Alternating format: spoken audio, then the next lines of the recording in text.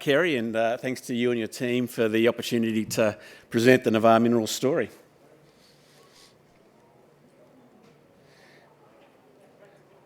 So I will be making some forward-looking statements in this presentation, so I'd invite you all to our note on this. This has been loaded to the ASX this morning.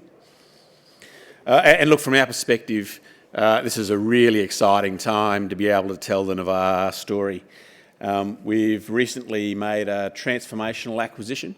We acquired Mt Carlton operation in North Queensland from Evolution Mining. That closed in mid-December and really transformed Navarre into the producer ranks, and really exciting step. The first 6 months, strong first 6 months of production in line with expectation, and I'll talk a bit more about that, and we've really bedded that transition down. We've put out our initial resource and reserve estimate, more than replaced what we've mined over that period, and that really sets the platform for future growth. I do want to talk about the exploration upside within the portfolio, because I think this is the real value creator, and something I'll spend some more time on. And really we've outlined an aggressive exploration program to unlock that value, and I think we've got the right team to take this forward as well. Just a little on the team, so 4-person board. Navarre Minerals has been listed since 2011, and we're fortunate to still have 2 of the founding directors. So Kevin Wilson is the chair. Jeff McDermott, who was the founding managing director, has now stepped into a technical director role. Myself as managing director, and we've recently had Garth Campbell-Cowan, ex-St Barbara CFO, join the board as well. And Paul Hissey as the CFO, who really brings 10 years of sell side analyst and real market facing presence to the company as well. So I think we've got the right team going forward. What I do want to say about Mt Carlton is that I think we've been very fortunate to have acquired something with some outstanding ESG credentials, and Evolution is to be absolutely commended here. Just stepping through some of the highlights, we've since taking ownership, we've commissioned a stakeholder survey. So we had Deloitte do this work, and it was a 4.5 out of 5, a very strong ringing endorsement of the standing of Mt Carlton within the local community, with respect to council, with respect to local landowners, with respect to the traditional owner group, the Bira. So a really strong platform to build from and further develop along. A whole range of programs supporting that. So scholarships and apprenticeships with the local traditional owner group, the Bira. Strong environmental credentials, ISO 14001 certification, road upgrade programs with local council, and a whole range of other pieces. So again, a really strong ESG platform to build upon, and that's fundamental to building value in a business, because it has to be sustainable. In terms of the exploration opportunities and upside and the growth here, and I'm going to focus on Mt Carlton in the initial part of this, and I'll talk about Victoria towards the end. Really significant pipeline of opportunities. At the peak of that, or at the top of that, is the fact that there's an installed almost 1 million tonne per annum plant. So you've got the nuts and bolts already there, and you're feeding the beast.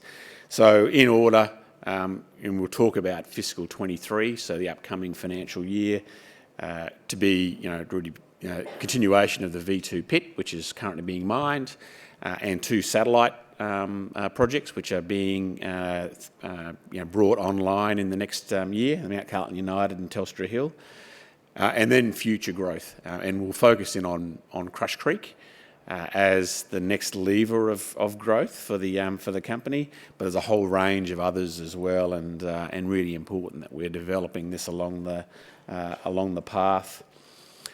So a little on Mt Carlton itself. So operation was commissioned in 2013, so commissioned by Evolution Mining. Nameplate capacity 960,000 tonnes per annum, so almost 1 million tonne per annum plant in very good condition. and historically an open pit and underground mining operation. We do have material copper and silver byproducts as well in the product mix. So in terms of the acquisition, it was completed in mid-December, but economic interest accrued from the 1st of October. So first 2 quarters of production, 14,500 ounces in the December quarter, a little under 9,000 ounces in the March quarter. That drop was planned, and it was solely due to transition from a combination of underground and open pit to open pit, and that's the sort of level that we'll see going forward. We did see a consequent drop in all-in sustaining cost as well, so in absolute terms, costs dropped further, and encouragingly, we've seen aggregate net mine cash flow of nearly $20 million over those first 6 months. That includes all sustaining capital. So again, it's really delivered what it said on the can. This is what Evolution had provided guidance for the asset of 45 to 50,000 ounces for fiscal 22, and that's what we'll deliver. So in that order, and we'll come out with guidance on fiscal 23 soon. Later in July, but what it will look like is open pit material, somewhat similar to the March quarter and the current quarter that we're in. I will note here that we've been aggressive in our exploration spend since ownership, and $5.5 million of exploration spend since acquisition, really to build that pipeline out, and I'll talk a bit more about that as well. So in terms of the near term, and this is immediately around the environment of the mine and the mill. So Mt Carlton itself. So the V2 pit is centre right of that image, and that's where current production is being drawn from. 4 kilometres to the west. So on the left-hand side of the picture is Mt Carlton United, and Telstra Hill's a kilometre to the north in the sort of centre of the page. So those 3 sources are the immediate production sources, and we see those able to be sustained for a reasonable length of time, and indeed we see lots of other potential here within the mine lease, because one of the things that really attracted us to this asset was that we believed it was underinvested in terms of exploration, and that's something that we're already starting to unlock and will continue to unlock. So that's the near term, and that's where production's coming from. Really exciting from our perspective. The next leg of growth is Crush Creek. So we have an 800 square kilometre plus exploration tenement holdings in this region. Crush Creek's a little over 30 kilometres as the crow flies to the southeast of the mill, and it's a demonstrated high grade source. So initial maiden Navarre mineral resource here of 160,000 ounces, which we released in March, and essentially that was all Evolution drilling, all previous owner drilling. Doesn't incorporate any of our own work yet, which is what's occurring right now. So we really see this as a strong platform for growth. It's 2.5 gram plus near surface, open pittable, so high margin material. And the other really attractive part here that I'll talk about is that the metallurgy on Crush Creek is a bit simpler than Mt Carlton, which we generate a concentrate with and sell a concentrate to offshore customers. With Crush Creek, it's amenable to cyanide leaching. So with the development of our leach circuit, we could transform or transfer the operation to solely bullion in time, and we'll have much more to say about that over the next short period of time. You can see some of these strong intercepts though within these two deposits, BV7 and Delta, and these are only part of the mix. And to reinforce, it's only part of the mix. So this is the mineral development licence at Crush Creek, and the 2 resources in terms of Delta and BV7. You can see there at the top right the top centre of the picture.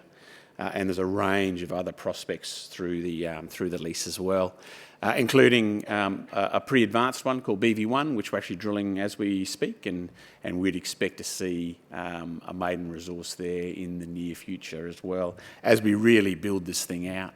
Now, what are we looking to achieve here? What's the vision? Very clearly, we want to be able to demonstrate a sustainable mine life, so a 5+ year mine life, and we want to be able to take this asset back to something approaching that 100,000 ounce per annum production profile. Now, how do you do that?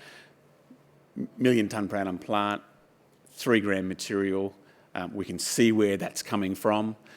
Increasing recovery with plant modifications, and you can see a path to that. And we think that that really plots out this return of Mt Carlton to be a really strong Tier 1 asset.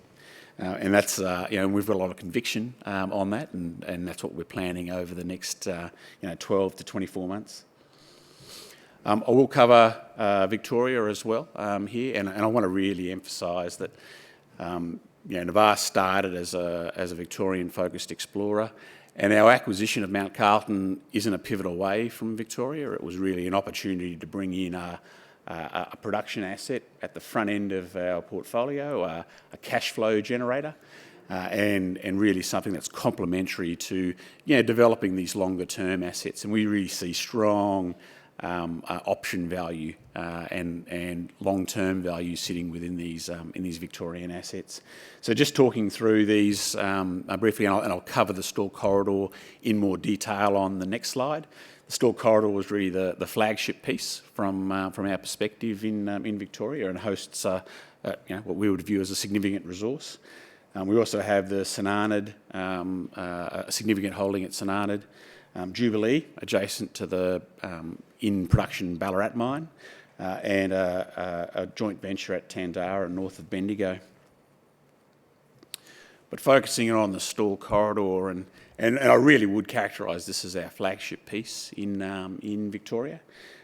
We defined a maiden mineral resource south of Stawell, and essentially, for those who may not have the background on it, the Stawell gold mine itself, really a world-class deposit, 5 to 6 million ounces and growing, and in production. What we have is a 70-kilometre strike length of Stawell type rocks, so similar geometry, same age, same lithological setting, and hosting very similar mineralisation. So we talk about these basalt domes because that's the host. The Irvine basalt dome is the most northern of these, and hosts the resource that we define. So 300,000 ounces at 2.5 grams, open, so shallow, open, down dip and a long strike, and really is the start piece here of something that we can see growing to be a standalone development opportunity. What we've done over the last 6 months or so is to step to the next dome to the south, and really this is looking again for shallow material that's open pittable. We undertook a maiden diamond drilling program at the next dome to the south, Langy Logan, released some results there, and we've got some further air core drilling, which results are in progress. And then we've also got the Morning Bill prospect at Glenlisle, which is a little bit different geology. It's an epithermal project within the Staveley volcanics, but it's close geographically, and it's a really extensive system there. That again, we've done both air core and diamond drilling programs over, outlined a kilometre plus gold silver footprint, and we'll be doing further work on that as well. So from our perspective, and I'll wrap up, and I've got a couple of minutes, so Kerry won't hook me off the stage. But I do want to say that we are really pushing the button here to accelerate our growth, and that's critical. Because from our perspective, we think the opportunities that sit within the portfolio are outstanding. We've transitioned to gold producer status. with significant potential for near mine resource and reserve growth. We will release a resource and reserve update every 6 months is our intention, so that we keep the market informed about that growth, and the next of those will be for June 30, so delivered in sometime in the September quarter.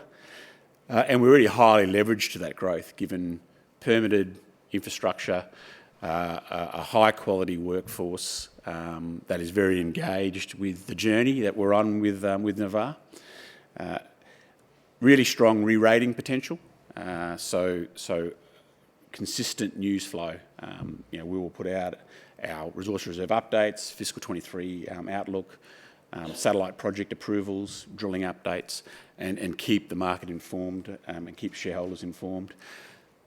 What this acquisition enabled us to do really was to add in and able to leverage Navarre's exploration expertise, which is within our DNA, and put that within an opportunity where we could really grow.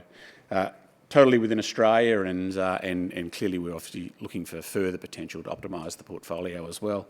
So with that, 20 seconds to go, and that's a wrap. So thank you very much. Well done. Well done.